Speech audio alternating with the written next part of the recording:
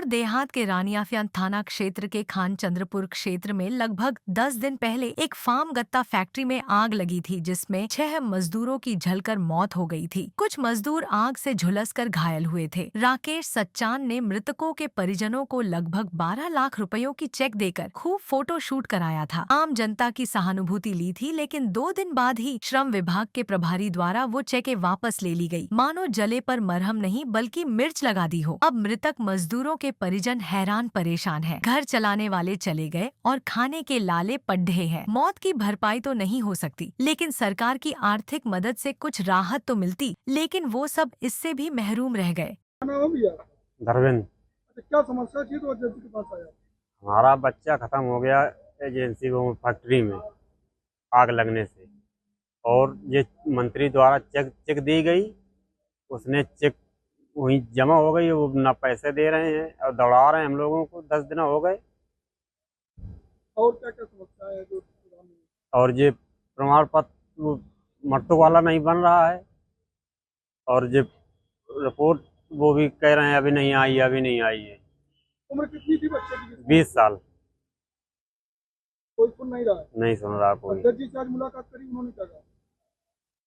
उन्होंने कहा कि हाँ तुम्हारी होगी सब काम। लालता कहाँ रहते हो? अनंतापुर। क्या समस्या थी जो आज जज जी के पास आए? समस्या ये थी कि हमारा लड़का फैक्ट्री में आग लग गई थी, उसी में मृत हो गई थी उसकी। तो हमारा जो है प्रमाण पत्र नहीं बना, ना हमको चेक मिली है, मगर हमारा प्रशासन कुछ हमें न पैसे खाते में डाल रही है, न कुछ हो रहा है। इतना परेशान है इन समस्याओं को लेकर? इतना हम परेशान है समस्याओं के लिए, तो मैं अध्यक्ष जी के पास आया था।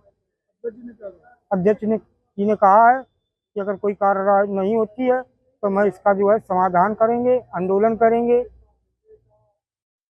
नहीं, देखिए ये पूरा परिवार, आज एक परिवार में एक बेटा मर गया, उसका एक घायल है, और बता रहे कि पहले दिन हम काम करने गए हैं, उनके साथ ये दुखद घटना। दूसरे परिवार में गया, वो भी 2 दिन काम किया, वो बेटा है।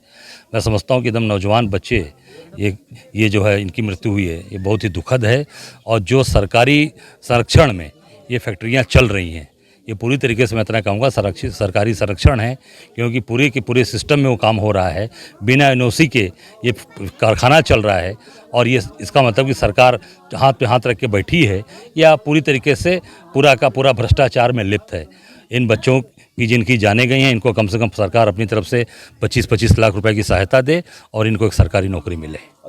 सरकार के द्वारा ही वो फैक्ट्री मालिक को संरक्षण दिया गया है, क्योंकि कैबिनेट मंत्री जब उसकी तरफ से पैसा बांट रहे हैं, तो ये जो मैं कह रहा हूँ वो साबित हो गया कि सरकार के संरक्षण में ये बच्चों की जो हत्याएं हुई, जो घटना घटी है, इसके लिए पूरी तरीके से सरकार दोषी है, क्योंकि उनका मंत्री आके उनके जो उसके मालिक हैं उनका पैसा मंत्री बांट रहा है। Bureau report, news hub Bharat.